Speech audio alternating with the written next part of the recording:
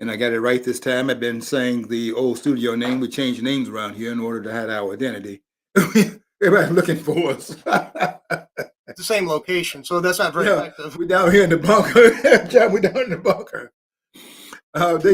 We're trying to. What's that? I was trying to figure out one time, one program that we did a couple of months ago. I was trying to figure out who was that saying that we're in a in a bunker in an undisclosed location. John, that was Mark Levine on his radio show. He used to come on. I don't know what he does now because I haven't been listening to him lately.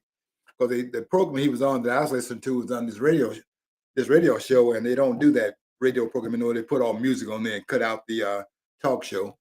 I guess they weren't getting enough people in this town to listen to anything that was serious. If I want to start, they think the radio was supposed to play out the music. But I don't really agree with Mark Levine because he's a neocon. I never. Yeah, look, I got a lot of things to say about that. I listen to him only critique what he says, but they're none. When I listen to them, I have to keep in mind that they are the persons that have the training on the level in which they have the training, but they don't have the training on the level in which I have my training.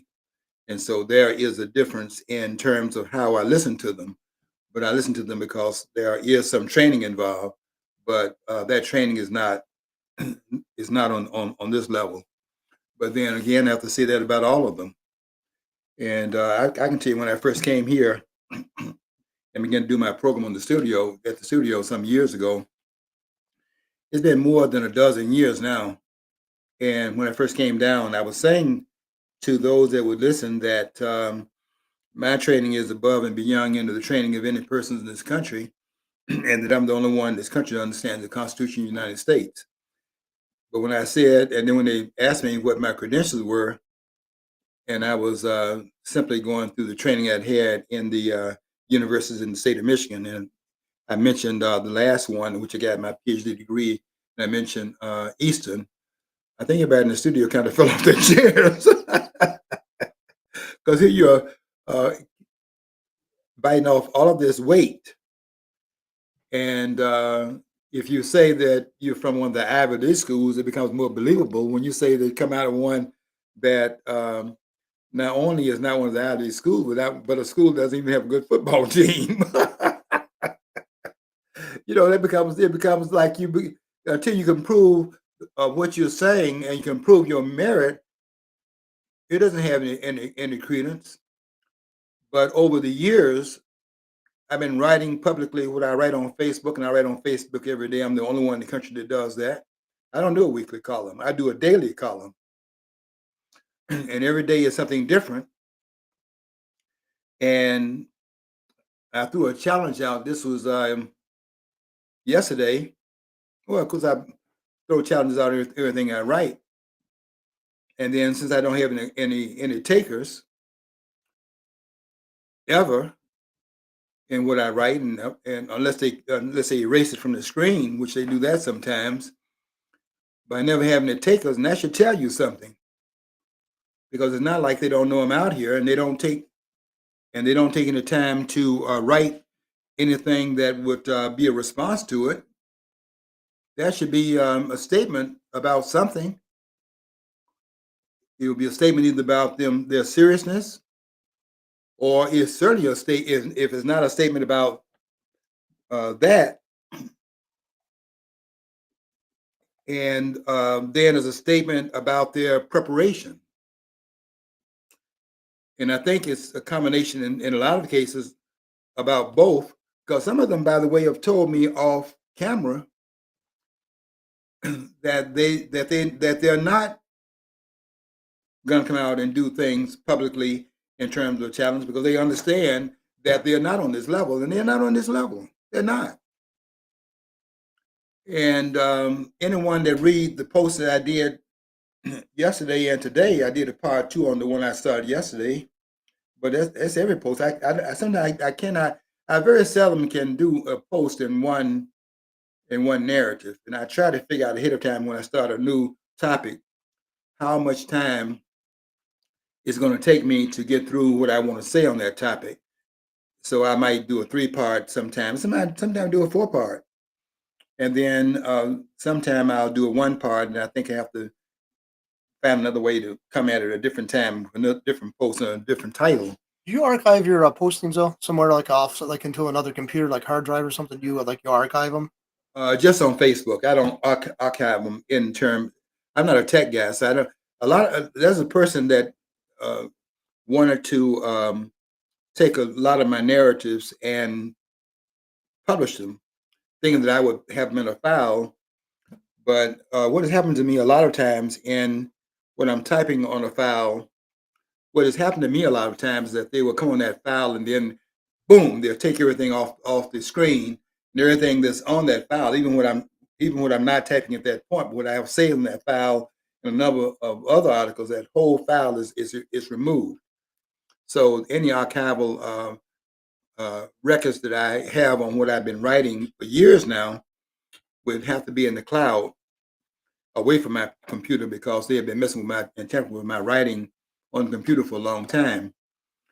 But what they found out, and they found out every time they take my post and erase it, because I was erased as recently as, let's see, about 4 days ago. I was typing something, and sometimes you're typing at this pace. I'm not the fastest typer, but I was typing the pace faster than what was going on the screen, and you're typing at this pace and it's doing this. And I know what's getting ready to happen, and bam, pow, everything is taken from the screen. That happened as recently, I think, as 5 days ago. And I tell them whenever they do that, that they're not going to stop me. And I'm so stubborn about it. I will. That'll be gone for that day. I'm not going to put the energy back into it that day. I have some other things I have to do. But the next day, I come back, and what I do is I type a paragraph or maybe two paragraphs, and then I save it. And then I do some more, and then I save that. And so if they do erase it, I do have it saved that particular day on that particular site, on that particular article, and I can just put it back up there, let them know that they did not succeed this time. But every once in a while, I let my guard down, thinking, well, okay, they'll mess with me for a while, so I don't need to have the safeguards put in place, and then before you know it, they took it off the screen.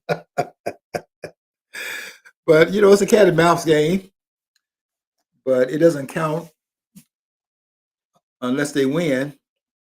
And here they can't win because number one, they're not qualified to win, and they're not going to win because I'm not going to stop. That's one thing I found out too. If you don't, that you don't lose until you stop. But for you not to stop, you have to first of all know ahead of time that you cannot be stopped. Because I can tell you from my own experience that if you do not stop, you cannot be stopped. I wrote to a person the other day and told him that the reason why I'm going after this one person that was involved in the scam. Do have a lot of scams on these networks now. There's a lot of scams out there. I want you to be very careful with these scams. But when they have these scams and then they come into my area, they have to understand I'm ruthless, and I do not stop going after the scammers until I win. And I have not yet lost yet, because there's too many resources out there that can be used where you can deal with the scammers, and they have not seen anyone more ruthless in dealing with that than I am, because I don't believe in losing. Because I found out that I guess I found out what Whitney Houston found out when she was what was she, 40s, when she found this out, when she had that song out that she did on an Oprah show for the first time, and they had to go behind the stage and come back out again, and she came out and did that.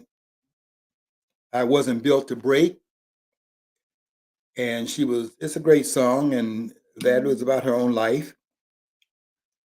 And she was telling the audience and also the people she was singing to through the television set that she found out she was not built to break. And I felt sorry for her when I heard that, because if you have to be in your 40s to learn that, and you have not learned that coming through the trials and tribulations you have come through, In other words, if you've not had enough trials and tribulations to teach you that, then that's a very sad commentary on the life that you led, because you've had some trials and tribulations. You cannot go through life without them.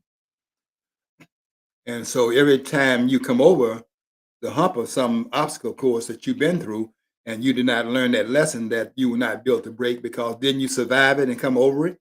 And that's what people be talking about. They say the good old days, and they be saying, no, the good old days were not the good old days. What it is that you triumph over that, and it looks like that now from a distance, because that's all in the past, and you poo-poo it now. Did you poo-poo it when you went through it? No, you were fighting to get through it. But when you get on the other side, you realize how strong you are. And I'm not built to break, and I knew that early on. I knew that.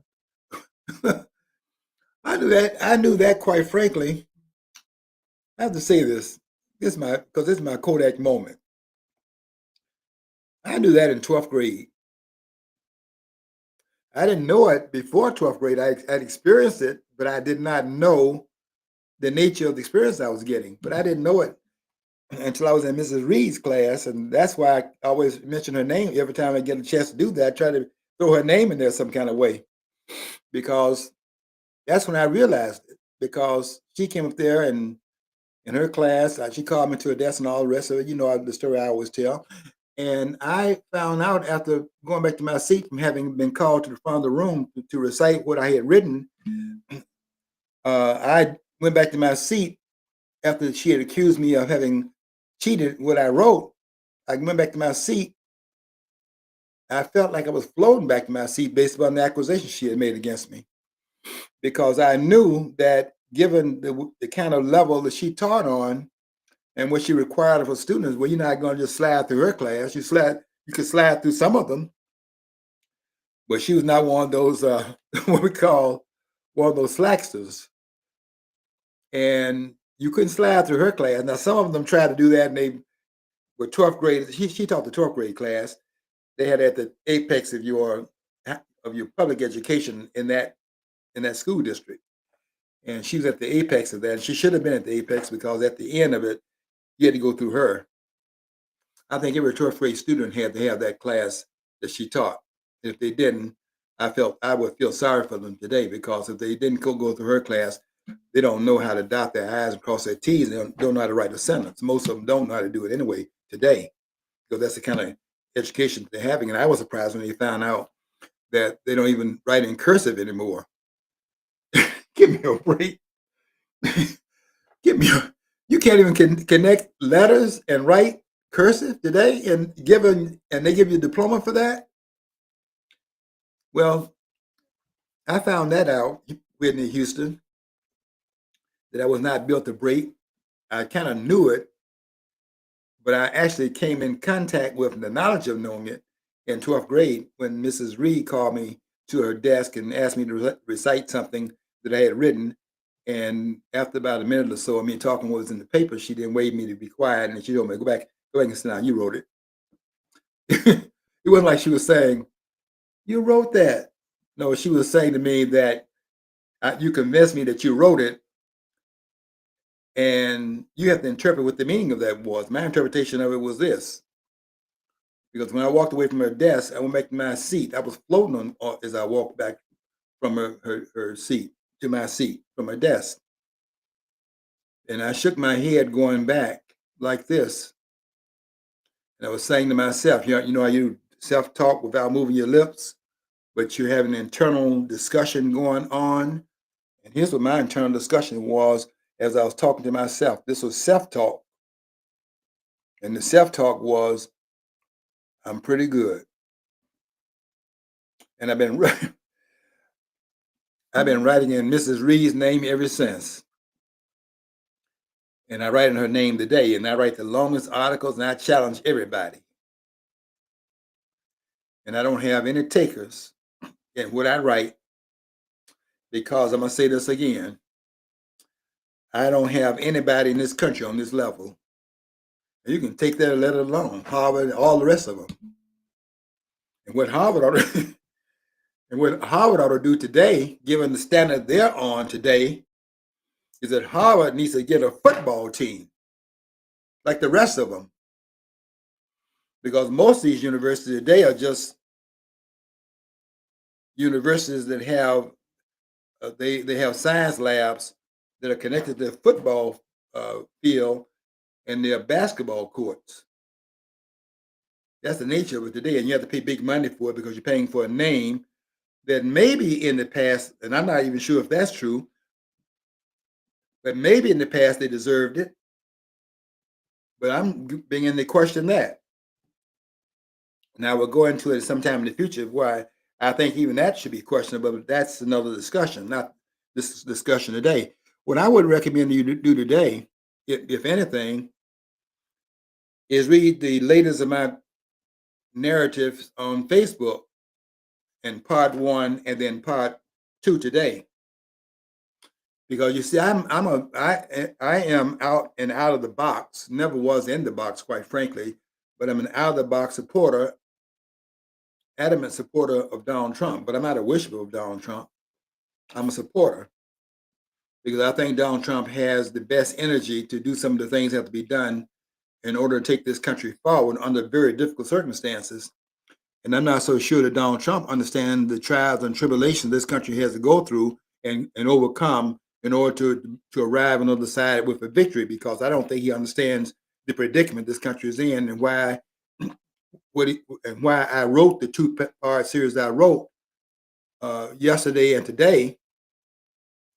And I don't have the topic in front of me, but I can tell you the gist of it is that on the one hand, I credited Donald Trump with, in fact, not drinking the Kool-Aid by those who are telling him that he had no constitutional authority with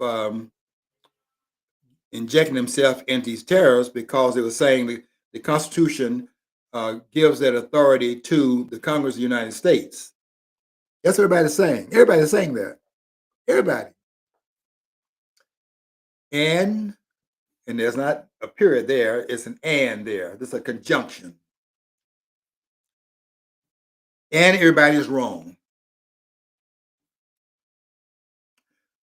All you scholars are saying what you're saying, because I listen to you on television. You're television scholars.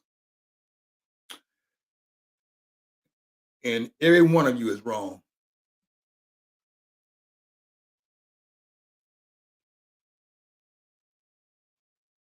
I'm going to read the Constitution to you.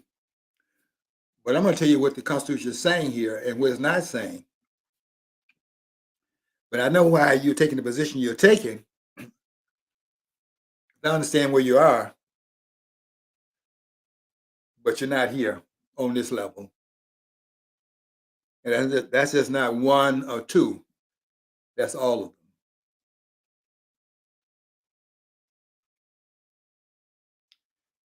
And all I ask you to do as my proof, as some of my proof, not all of it, but just the latest of the proof, is read the article I did yesterday and part two, the finishing of that particular narrative today. Read part one, read part two of the article I did, where I was saying that the problem is not that Donald Trump, or even the issue is not that Donald Trump has injected himself into an area that he as the president of the United States is not allowed to go into, because they're saying that this is an area that's quantifiable only within the claims of Article 1 of the Constitution. And Article 1 sets up the legislative branch of government and not the executive branches, which is set up by Article 2. So here's an Article 1 reference. They're saying that a person that is in fact an Article 2 provision office holder is injecting himself into that which is in fact written into Article 1. So they're saying he's out of his element. That's what they say.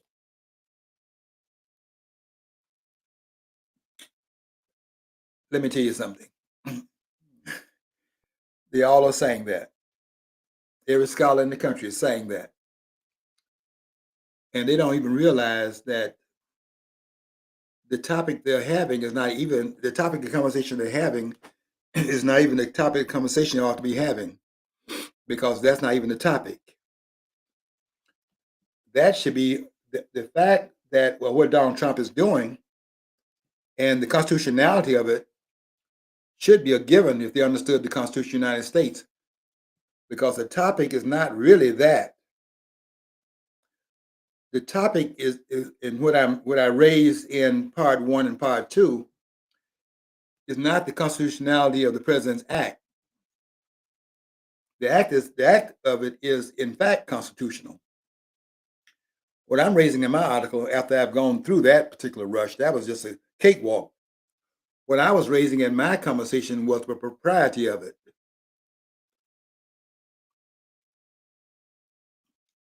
And listen very carefully, and the utility of it. And these scholars don't even realize that that is really the issue here, because the rest of that stuff they're raising about whether or not it's constitutional, you can get out of here with that.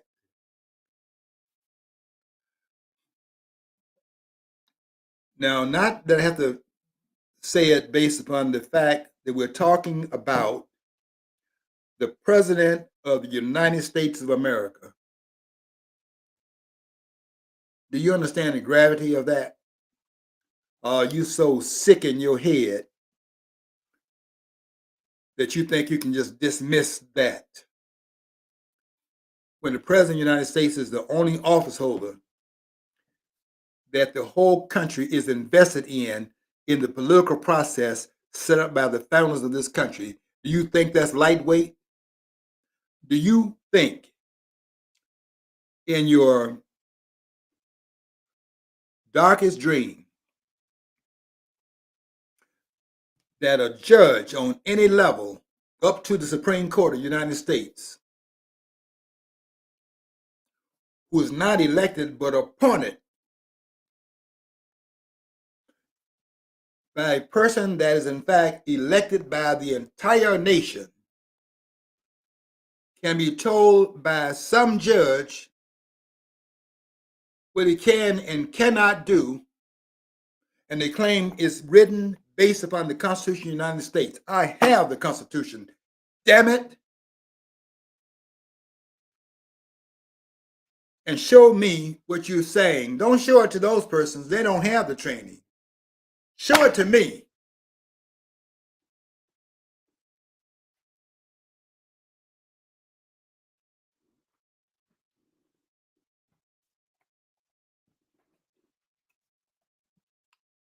You have to understand something here. They all have the same training, and that's why they all sound like parrots. All of them. Regardless of what degrees they have, and I don't take any training away from them.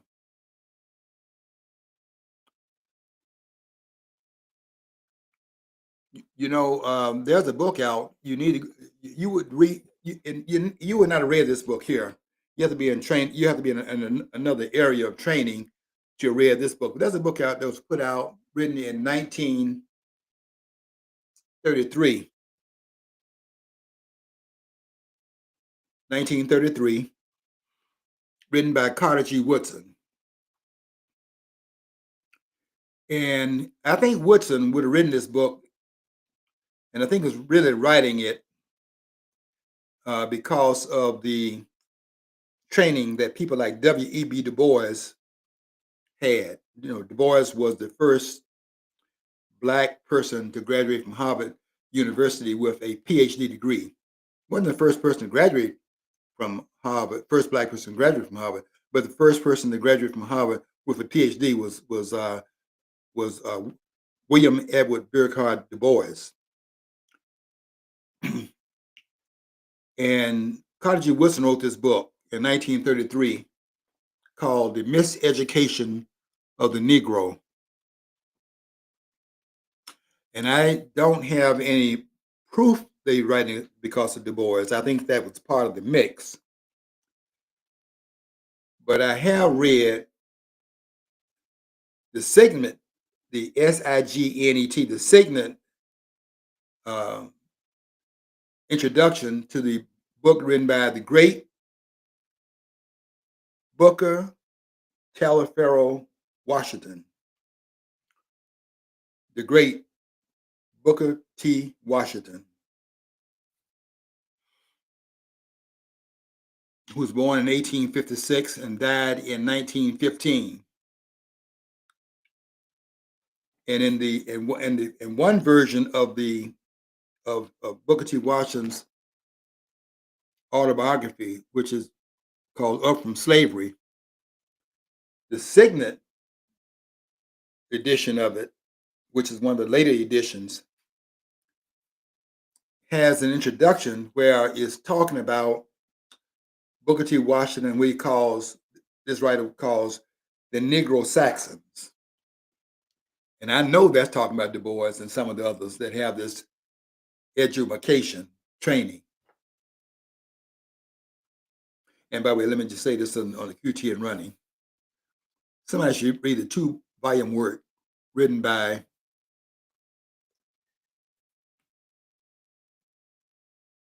David Levering Lewis. Has 2 mammoth volumes, which is a autobiography, not an autobiography, but a biography, a 2-volume biography of W.E.B. Du Bois. And you should read volume 2. If you can't read both volumes, because it's going to be there, you're going to be there for a while. But if you read both volumes, I can tell you that if you got time for one or the other, read volume 2. Because there's a recantation in volume 2 that Du Bois had to make it in at the end of his life. You know, Du Bois died. Du Bois need to be 95 years old. There's a lot you can learn that you didn't learn in your youth. But as you get older, you learn and you become more wiser. And you don't just learn more, but you can actually analyze better. You can put it into a wider context of all the experience you have. You put it into another context, and the learning can be the same. It's just that you go back over the learning, and the context is wider because you have more experience. You have a way of knowing things that you didn't know then. You know, there are some things youth cannot teach you. You never will, and you will never have youth ever getting it right. By the way, that never will happen. Everybody thinks that youth are different today than they were when they were growing up. And everybody, when I was in class, teachers would tell me, the youth, and they were acting like they were so different. I said, yeah, all of you, we'd be in the lounge talking. I said, yeah, all of you had perfect childhoods, but just in case you missed something, let me go and ask your parents about it. I mean, they were perfect, you know, these kids, yeah, these kids. But let me go and talk to your parents about when you were a kid. I mean, it ain't just Fago now. Remember when you were a kid and some part of you still is, and that's why they make Fago. You make Fago because people buy the pop and you make a profit. That's why you make it.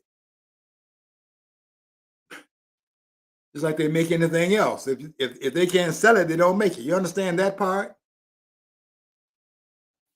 You learn by living. If my mom told me that when I was rolling my eyes and mad because they playing football, I'm in there studying. My mom wouldn't let me go play with the people outside because she wanted me to get ahead of them and go beyond where they were going.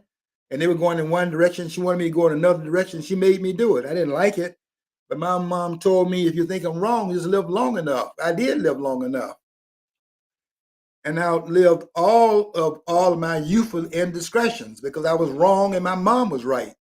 And I give her a lot of credit because she understood me when I didn't understand it for myself. But I'm not that kid anymore. And when I was that kid in the classroom, there were none on my level then, but I'm not that kid anymore, and there are none on my level today. None. And you don't have to believe that. Read the article and you tell me, just read it. Those 2 articles I wrote Sunday and today. I finished up part 2 today. Go and read the 2 articles and tell me who you think is out there that's on this level. And I can tell you right now, don't waste your time if that's why you're reading it. But go and read it to see it for yourself.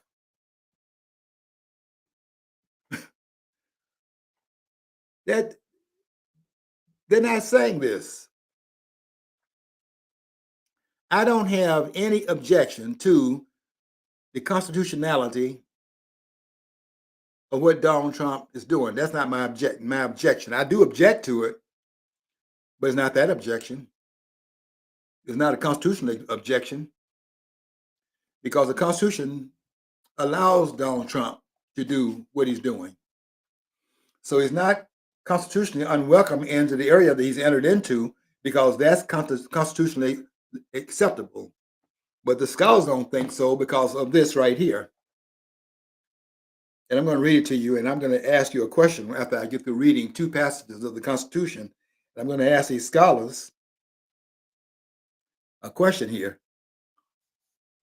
which I know they have not raised in their training before, but I'm going to ask it and ask them to give me the answer now. But let me read this to you first. And it's going to come out of Article 1.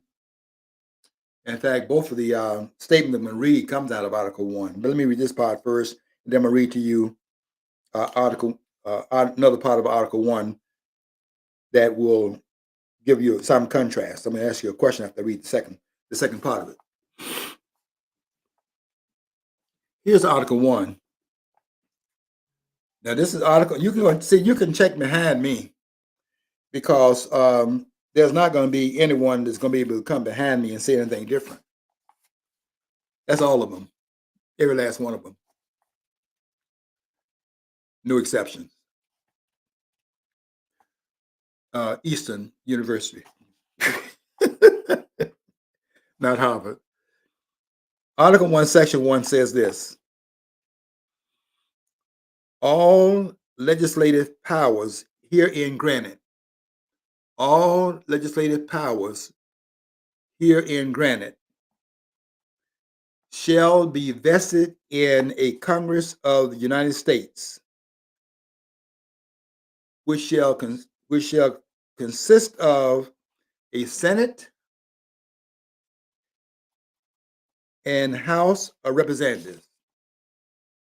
Okay, we got through that. Everybody got confused on that. So then let me read this to you in Article 1, Section 8. It has 18 clauses to it.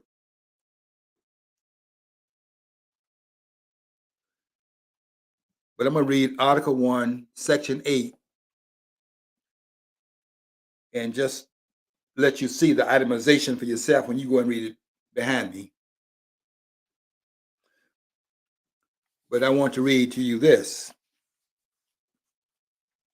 because here's where they have the objection. Well, I can go into Article 1, Section 7, Clause 1, 2, but let me read Article 1, Section 8 first, and then I'll go back to Article 1, Section 7, Clause 1. Let me read Article 1, Section 8. Now, after having in Article 1, Section 1,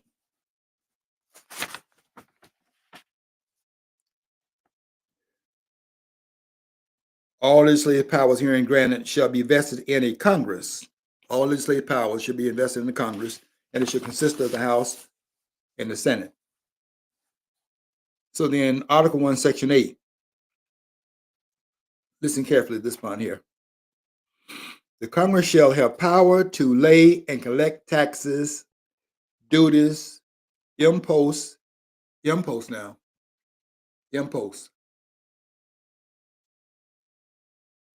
being imported, not from the states.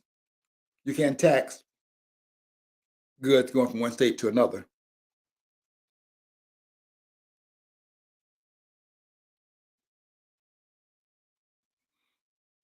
They can't charge something made in Tennessee a tax before they come into Michigan. The Congress shall have power to lay and collect taxes, duties, and imposts, and excises to pay the debts and provide for the common defense and general welfare of the United States. But all duties, imposts, and excises shall be uniform and throughout the United States. So they read that, and they don't go back and connect it to Article 1, Section 1, where it says all legislative powers herein granted shall be vested in the Congress of the United States. And so the question then for the scholars is this. Then are the framers here in writing that in Article 1, Section 8, after having stated what it states in Article 1, Section 1, are they being redundant? Don't they have something better to do with their time? Don't they have to get past Article 1 and write the rest of it before the time is over for them to leave on the 17th of September of 1787 and go back to their respective states to sell what they did in Philadelphia? Why are they going back over and doing something they've already done, and they're being redundant? Are they being redundant in saying the same thing over again that they said in Article 1, Section 1, and now they're saying Article 1, Section 8, the Congress shall have power to lay and collect taxes and so on and so forth? Didn't they say that in Article 1, Section 1? No, they did not, and it's not redundant.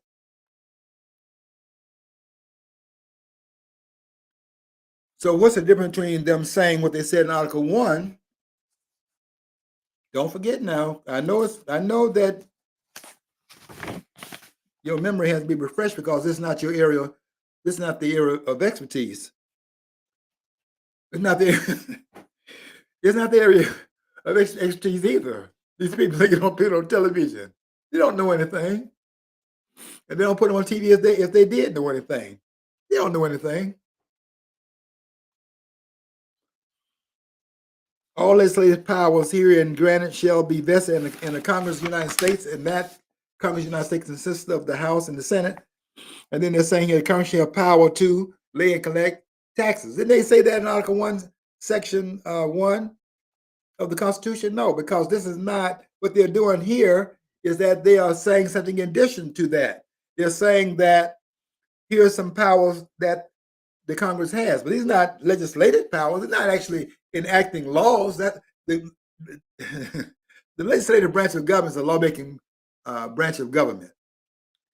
And this is not lawmaking, so they're saying in addition to the lawmaking function of the legislative branch of government, they can also do this, this, and this. They're giving them some additional things they can do. But here's what the scholars are not getting here, is that wherever the Constitution is assigning an exclusive power, it is not shy about stating it as such. Do you scholars agree with that? Because if you don't agree, I'm going to ask you then, why does it say in Article 1, Section 2, Clause 5, and Article 1, Section 3, Clause 6, when it's given an exclusive power, and it says so others cannot enter into that arena because it locks it into just that domain and does not allow other places where it can be entered from other places other than where it's restricted by the language in the Constitution. Do you scholars agree with that? I don't ask you if you agree because I need you to agree. I'm just asking you, do you agree with that? And I know because some they don't put a name to, but some people I don't know that will come into my message board and they make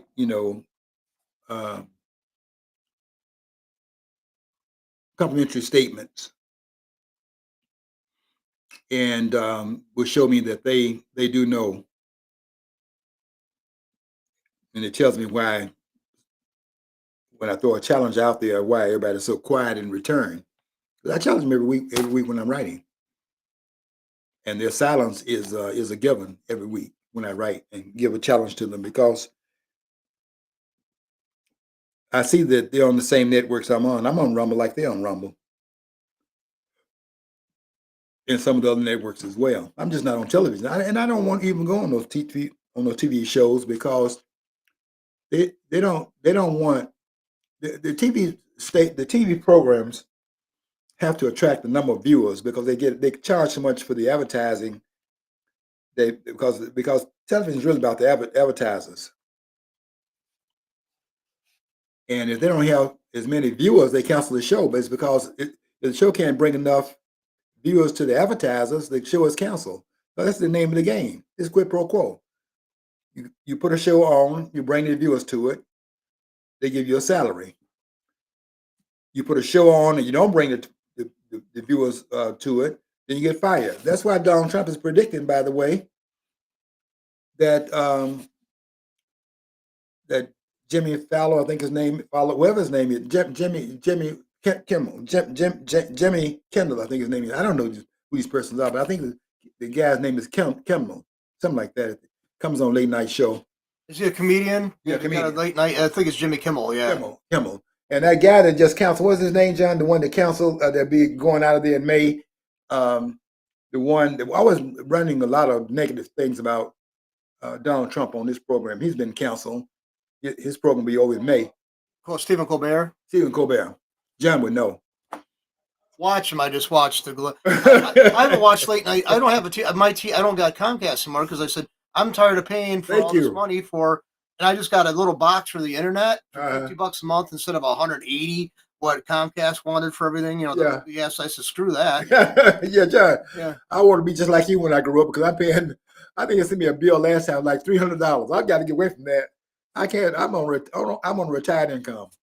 But yeah, Donald Trump is predicted. It's not a hard prediction. He's predicted that Jimmy Kimmel is next, and that other guy that's over there, can't think of his name.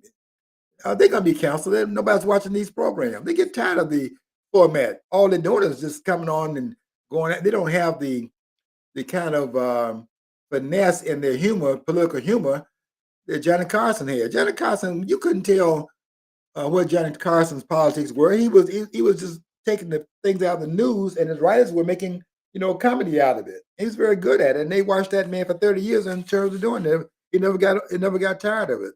So another thing is too, though. I watch so much content on Rumble and YouTube.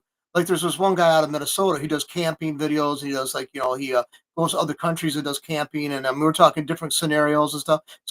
His name is Maverick. His channel's called Mav. I watch that. I mean, it's every week or so he has an installment, and it's interesting. It goes and varies in length and stuff. I rather watch that stuff. It doesn't the high tech and like Blue Bloods. I watched that a couple episodes of that. Right. I like Tom Selleck, but it's so cliche. It's so propaganda, basically, the cops are wonderful people. Look how great this family is, and it's like, that's not drive. It doesn't jive with the reality that I've seen, So I just don't like watching TV anymore because it's like, you're going to teach you reality, our reality, Yeah, the only way I can take it, given the fact that I do watch it, but I have to be very particular about what I watch, and I don't watch it for entertainment. I watch it to learn something. And so I just watch the news type programs, the commentary they're in. I tell you somebody that you need to watch on Newsmax, and that's a woman named Belle. What is her first name? This is a very smart woman, and I wish I could get her. I think she does a radio program. She comes on just on the weekend. And I think she does. I catch a program on Saturday, and I don't know. I don't think maybe it's Saturday and Sunday, but I don't. I know they don't run her program every day because, who's gonna watch that level of commentary that she does? Because this woman is a very, very intelligent woman, and you're not looking for intelligence when you watch when you go into a TV. You're looking for entertainment. But her commentary is excellent, and I would suggest you tune that in. You'll learn something. Now you're not going to learn a lot from these others, and some of them that are supposed to be commentary on a certain level, like Mark Levine's program. That's on a higher level than most of them, and I have to give him credit. That's on a different level than many of the other programs. But then he brings on there people like Tom Cotton and Graham and some of those people and Newt Gingrich and just spoil the whole thing and bring these person on there who are nimwits. Particularly Graham. What does Graham know? Get him out of it. The next time you put him on there, Mark Levine, I'm gonna have to smoke you. I hope you believe in turn the other cheek. I'm gonna give you one, then give you one on the other side. I'm not gonna hit him. But this TV this is entertainment. You understand that it's entertainment. And if you're watching it for that, okay, fine. But when I watch it to try to learn something, and that's why I have to tape everything that I watch on TV, because if you have people up there just heeing and hawing and bluffing and wasting my time, I can just bypass that segment to get to what I want to. I want where I can learn something. I tune in like last night. I think I watched. I think I would just watch one program last night, and I watched a commentary of Mark Levine's program, and then after that, well, no, I watched two segments because they had a person there. I can't think of the guy's name, the president of the Heritage Foundation, and I watched that segment, and I also watched Mark Levine's commentary. And when they brought Tom Cotton on there from Arkansas, that was it. I had done what I need to do for that program, and I just simply didn't waste any time because I don't hear. When I turn TV on, I don't hear what these politicians got to say. They don't know anything, and I don't listen to them because I know who they are and why they shouldn't be listened to. Most of them don't have a clue what they're talking about. Don't have a clue what they're doing. If they did, the country would not be in the condition it's in. I made a point in my article, in my post. I wish you would read it so you can tell me and inform me who you think is out here writing on this level and making the points in that and what I'm writing for everybody to read, and they can all go and purview it and then critique it. That's why I put it out there and challenge these scholars to critique it and then bring me back your critique of it and put that out there in the same public square that I put my article out in. And let's be fair in terms of having the commentary contrast between what is said about it and what I said, but then to say something about it, and then let's see and let the chips fall where they may. And I can't get anybody to do that because they're playing hide, hide and go seek. Hide and go seek. That's what they're doing, playing that game we played as kids. 5, 10, double hen. Old gray rooster, old gray hen. Whatever that thing we said as kids. All around my base is spoiled, and then you have your head up on the post, and you hiding yourself, and you go and look for the people, and you have to run back to the base and beat them there so that they'll be out. That's a game you play when you're a child. I'm not playing any games anymore. I'm dead serious with the work that's got to be done here. Well, you have a question I didn't see until upon later, so Okay, it's from good. Katie Saban. Did W.E. Du Bois believe in eugenics? Was he an advocate for that? Eugenics was not the issue. I mean, there was Margaret Sanger back in that time period, but it was not it was no in see in the two communities, black. They were living in separate communities more than they are right now. The communities are much more integrated now than they were then. Uh, in the South, where most of the blacks were, Du Bois was in Great Barrington, Massachusetts, but he went to school in the South. Before Du Bois could go into Harvard University, he did go to Harvard University. Before he got there, he might have thought in high school, because 10% of his school, the top 10, went to Harvard. Du Bois in the top 10, so Du Bois might have thought he's going to go to Harvard like everybody else who had been in the top 10. Du Bois found himself going to Fisk. And Fisk was a school that had a light skin aversion and had an aversion against dark skin.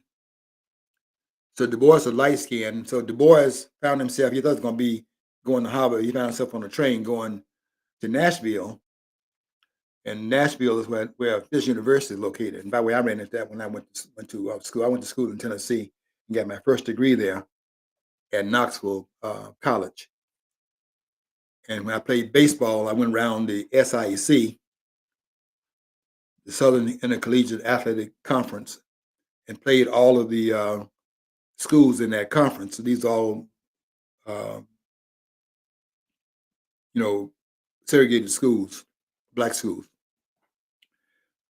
And I went around and I saw the student body of those schools. When I went to Allen, when I went to Fisk, everybody at Fisk was the vanilla folder type look.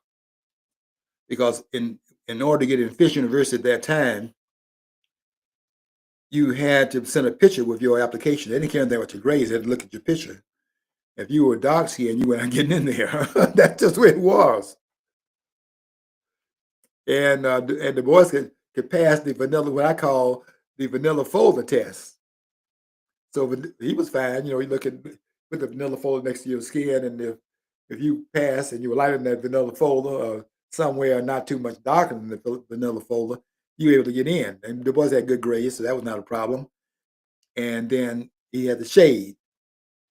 I tell you, when I get in there, Marcus Garvey, go read about him and see if he could.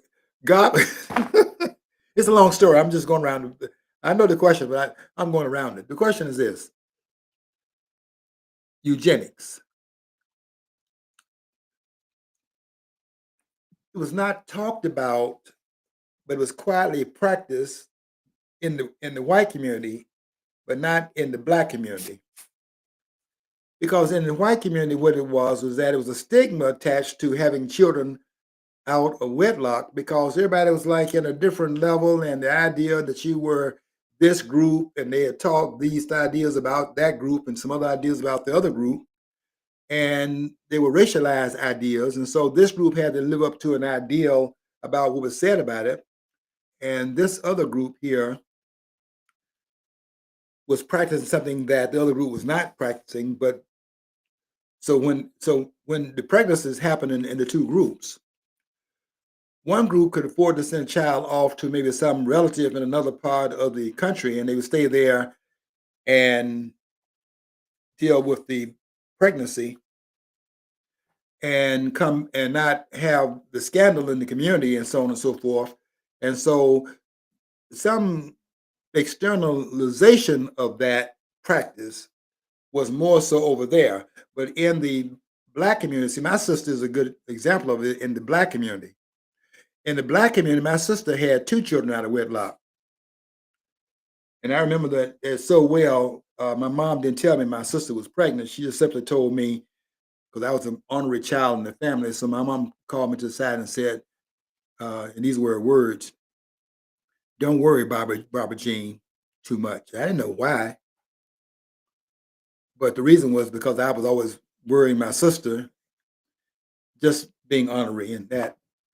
And my mom was trying not to, under the conditions she was in, well, I'll tell them what the conditions were that she was in, what the conditions were she was in, because she was not married and she was pregnant. But in that household, when my sister had to go to the hospital,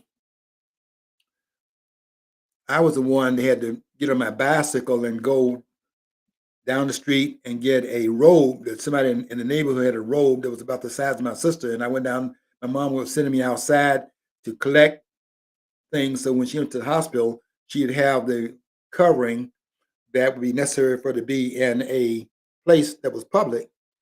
So I went down to Barbara Ann Pierce's house, and I was so sad when I got there and had the robe, because my mom had called ahead of time and said, can she borrow your daughter's robe?" I was so sad when I got there because it was cold that day, and they had the robe waiting at the door. I wanted to go inside and get at least warm for a few seconds, but they had the robe ready at the door, and I got to the door and they shoved the robe out there. I'm back on that bicycle in that cold weather going back home. I remember that day very, very well. But in that household with people having to, where you had friends coming over to your house around dinner time, where in the household you had to divide the food up more sparingly because everyone had to get something, but nobody had to get enough to get full, had enough in the house to get full on. But in that household, there was never a question about whether or not that child that my sister was carrying, there was no question about that child coming into the world. You understand that?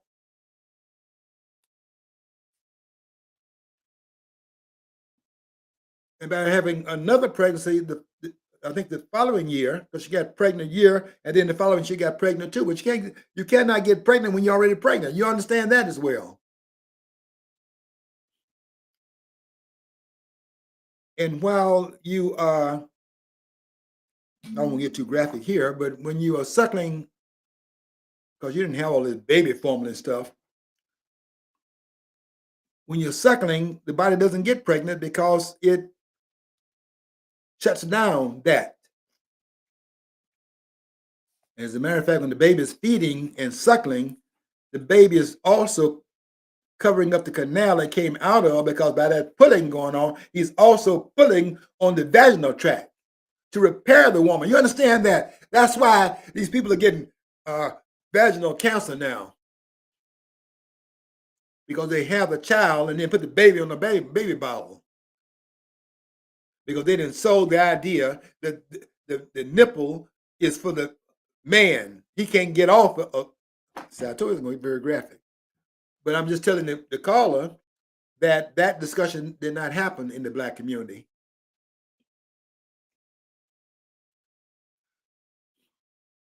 I, I said something else in my article today as to why you have these troops in Washington, D.C. And there was a report this morning that the great, not the, I won't say the great, the competent president of the United States, he's a competent president, not a great president, a competent president.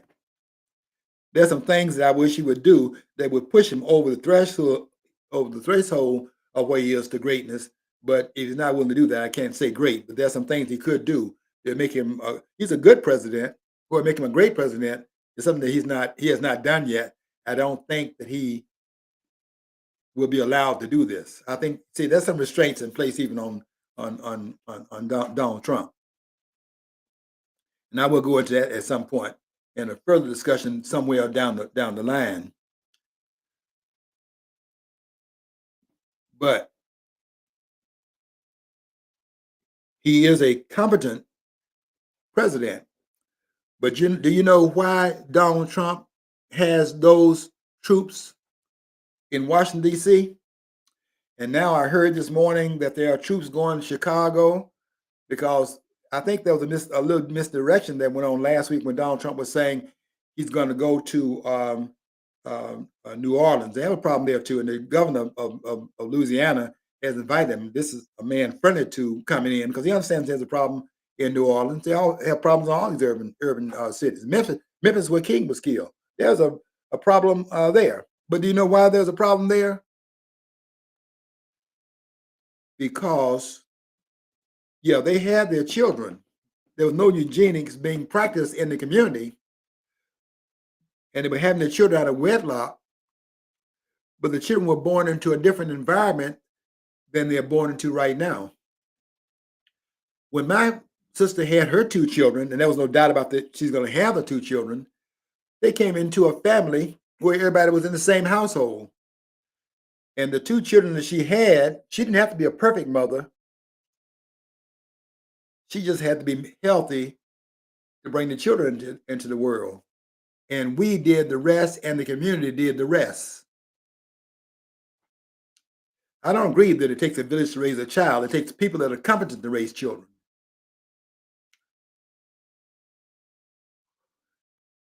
And my two children, and my sister two children, because I don't have any children of my own. When I got married, I got into a ready-made family. And there's some benefits in that too, in my perspective. And I'll tell you about that sometime we do a program on family. I'll be doing some programs on the family, because I want to talk about what happened, because people are asking what happened. But I want to tell you what the reason. Look, those two children were coming into the family. My sister was pregnant twice, and there was never a discussion in the household about any of this new stuff we're doing right now. Where we are in fact murdering our own children in this country. And we feel more guilty about putting our dog down than we feel about putting our children down. and we talk about this noise about somebody breaking up the black family. We're not talking about breaking the black family. We're talking about families that never were formed in the first place. But there was no discussion. I just want you to know in that household, there was no eugenics in that household or any of those households in that neighborhood. We couldn't send it. My mom couldn't send my children down south. We were in the South, but we talked about down south. That was where the farms are. We'll say going down south. We were in the South saying going down. We couldn't afford. They couldn't afford to take my sister in. They had enough. They were trying to feed their family. We couldn't put the burden on them. We had to send to stay there and take the burden of that and the shame of that, because it was a shame at that time to have children out of wedlock. But the shame was not such that they go and begin to off the child in the booth in the dark, in the back in the dark, to hide their shame. That discussion, I didn't hear that discussion. And it would have been forward in that household to bring that discussion to bear. There's no doubt about the fact that my sister that pregnancy was going to be completed. There's not even a doubt about it. So the eugenics issue, although it was coming in, and Margaret Sanger was talking about it, but she's talking about it basically as it relates to we got to. Her thing was we've got to get the people that blacks are listening to and practice eugenics through them. She wanted to get those pastors, like Reverend Chicken Wing. I'm gonna I call their names out. Reverend Chicken Wing T.D. Jakes and Reverend Chicken Wing Clef O'Dollar and the rest of these. I'm gonna use the word here with these pastors. The rest of these hustlers, these television hustlers. You can call them televangelists if you want to. I call them what they are. And they better not say anything publicly about it. And they won't. We get some hustlers in this town.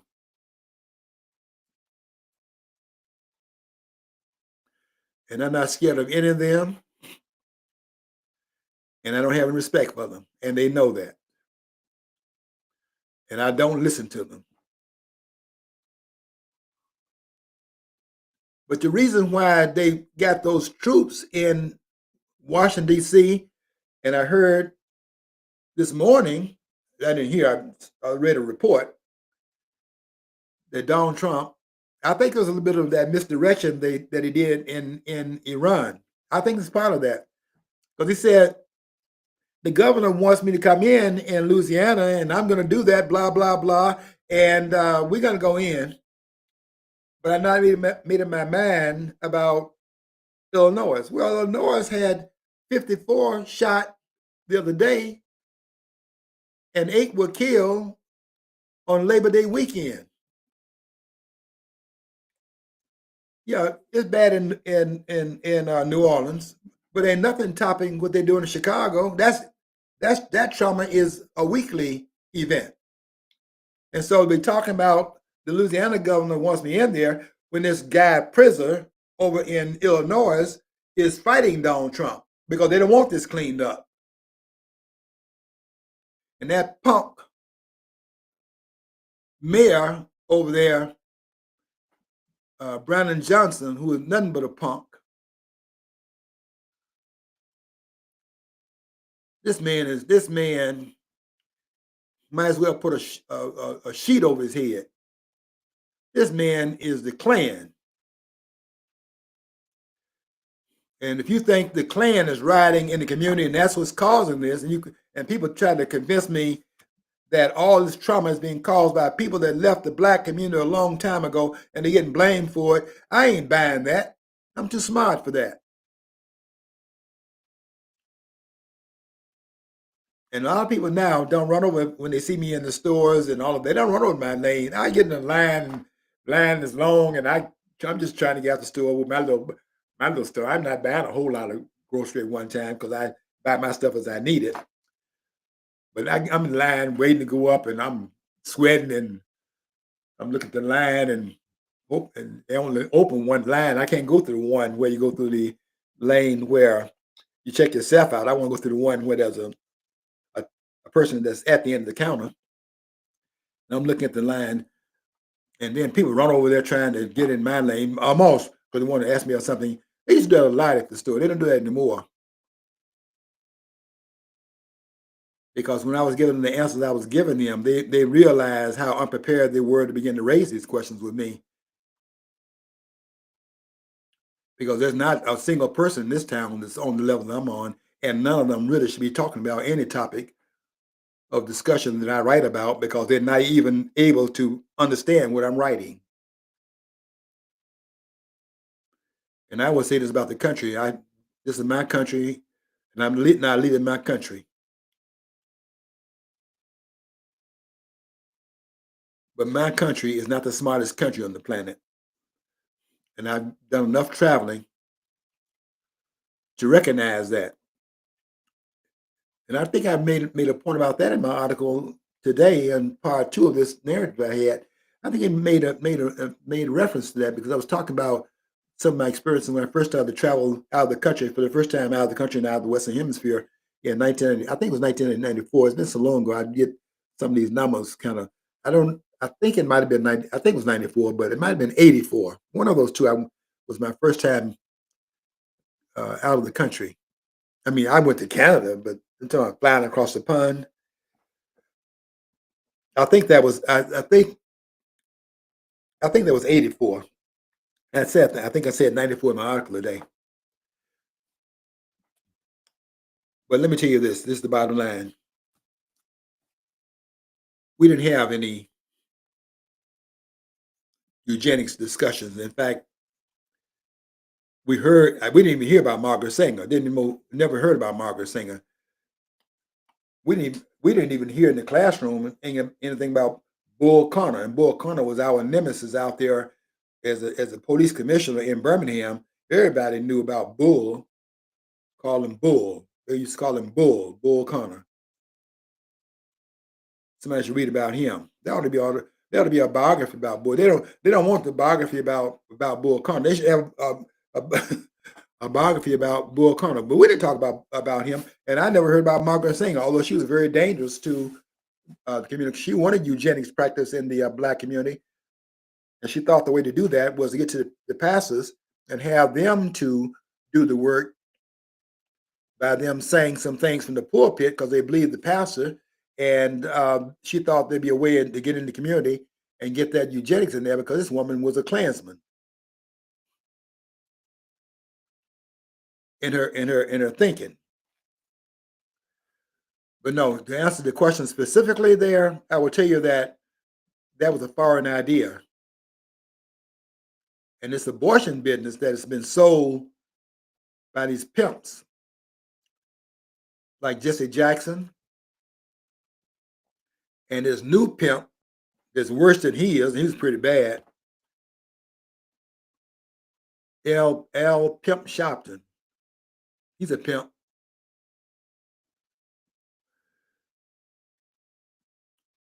And they're now, these are the new clan. Okay. We have another question here. Okay, good. Let's see. Yeah. Another question. Did Catherine the Great help the American colonize the fight against the Britain to free us from British Britain control? Say what now? Okay. The person's asking, did Catherine the Great help Americans fight against Britain to free themselves from British control? Well, they couldn't have done it by themselves, but the greatest help they had really was the competitor. See, Britain was the forerunner of the empire that's now collapsing. That's another thing I want to get into today, but I'm not going to have enough time to get into that. But that's the empire that's collapsing right now. That's what Donald Trump is responding to it. He doesn't know that's what he's responding to. See, he's trying. Okay, I'll next week when I come, I'm going to do a topic on what Donald Trump is really responding to, although he doesn't know he's responding to that. See, Donald Trump is responding to that which the critics are criticizing him about, the idea of the tariffs.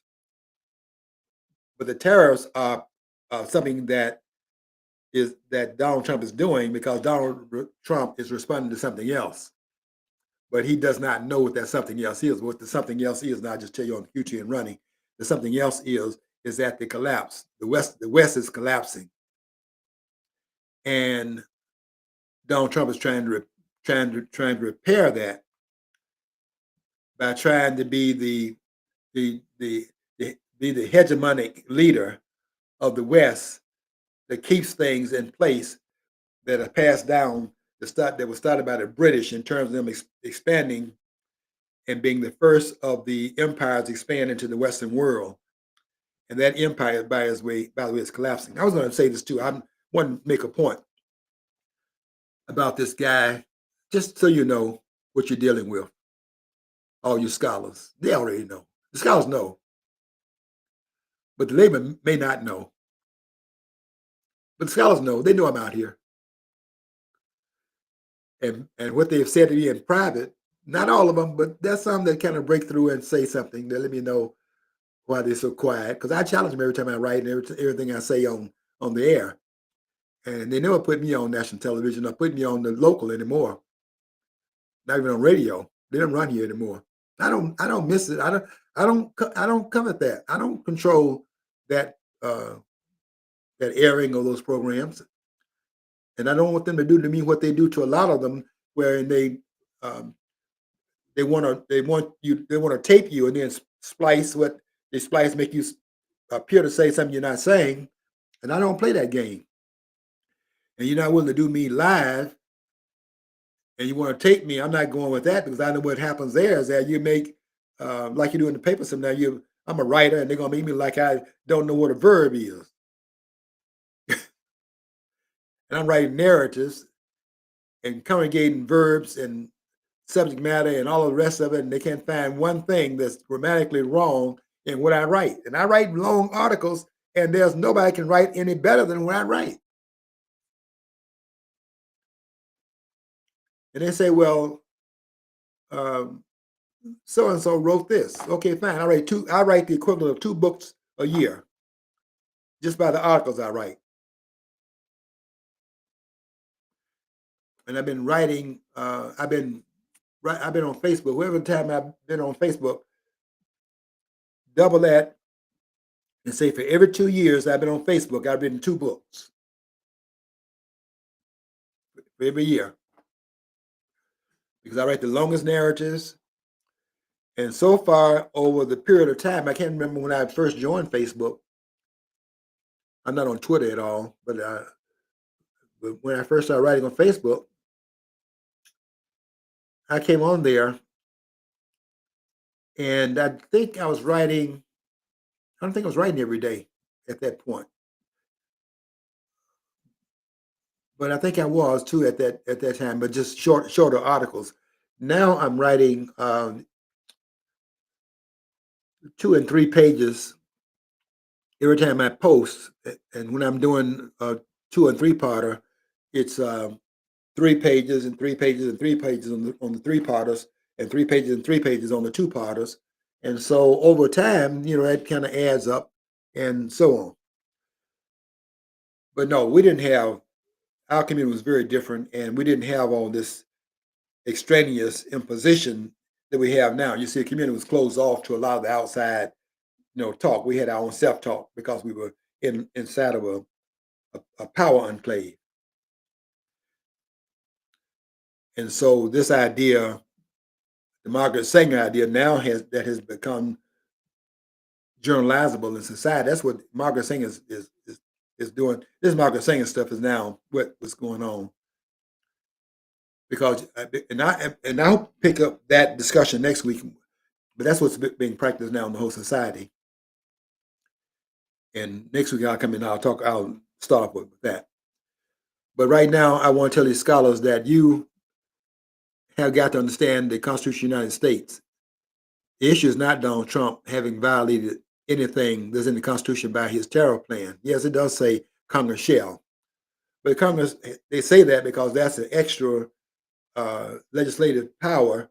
That's some extra. That's an extra legislative power. It's an extra power given to the legislature that's not in its wheelhouse and in its domain by what's in Article 1, Section 1 of the Constitution, where it says Congress shall have the power to, and I read that to you what it says. But this is something different from that because it's not about passing legislation. They're saying here they can do these things as well. And Donald Trump is on safe ground there. That's not the argument, by the way. The argument is that Donald Trump is using the tariff as a way of bringing out foreign policy.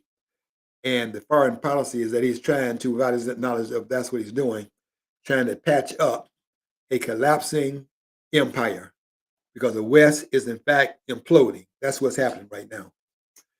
When I come back, remind me to pick it up and talk about why these troops are in Chicago and why those troops are in New Orleans eventually, and why they're as of this morning, they're in Chicago, because that's what's happening. I'll tell you why next week. Okay, until next week, I want you to follow your dream. If you don't follow your dream, you'll never know what's on the other side of the rainbow.